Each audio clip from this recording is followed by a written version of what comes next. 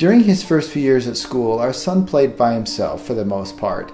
We knew at one point he would start reaching out socially. When that happened around the 3rd grade, school became much more complex. It was this maze of invisible electric fences, and he found it difficult to know where they were. We cringed as we observed him with all of his innocence and good intentions reaching out, only to be rebuffed. Over the time, the barrage of corrections from classmates, the constant negativity, the shocks from the electric fences turned his life into turmoil and confusion. One day, for example, he was playing on the school ground, horse playing I guess, and he thought he was being attacked. Ultimately, this resulted in him being sent to the principal's office. When he came home, tears in his eyes, he told us that he was a bad person. He had no idea why he'd been sent to the principal's office, only that there must be something fundamentally bad about him. It was absolutely gut-wrenching. Our solution, like many, if not most parents with children with autism, was to insert ourselves into his life. To say we became hovering parents would not describe the extent to which we fused ourselves to him, first and foremost to protect him.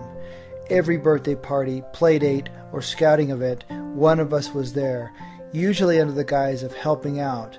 We monitored every minute, watching for the electric fences so we could jump in and save him. We tried to inconspicuously coach him. This was a nerve-wracking undertaking, as we teetered on the edge of overcorrecting, of diffusing difficult and embarrassing behaviors. We found ourselves constantly trying to gauge when to jump in, when not to, and what to do. We never fully engaged in a conversation with another adult. Our half-conversations were full of fret, as we split our attention between our son and the person to whom we were speaking. We also served as his executive function in a way. We monitored and managed his schoolwork. We spent hours every night making sense of tests and homework assignments, completing homework side by side with him, communicating with his teachers continually, trying to instill some sorts of awareness and accountability, but knowing if we weren't there to prop him up, he would fall behind, and this would lead to a downward spiral in his self-confidence and his ability to be successful.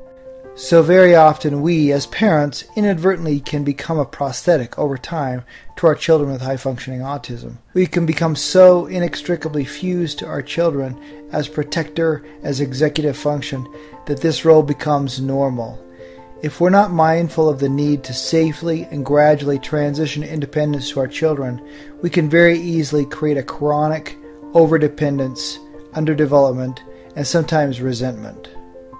We can do 3 things. The first thing we've already talked about, and that is to build a strengths foundation. The second thing we can do is to start handing over to our children choices that they can make, starting with small choices and progressively becoming more complex and more substantial. Unless we are willing to encourage, support, and expect our children to make choices, they will find it difficult to take responsibility for themselves. They'll be conditioned to look for and rely on others, and they won't develop the self-efficacy that's vital in charting a career course and functioning in the competitive workplace. If, on the other hand, we can begin to hand over choices to our children progressively, we give them the power and the confidence to create their own experiences and to construct their futures. It begins with the simple act of being mindful of the choices we currently make for our children, that they can make for themselves, and starting small, begin handing those choices over to them.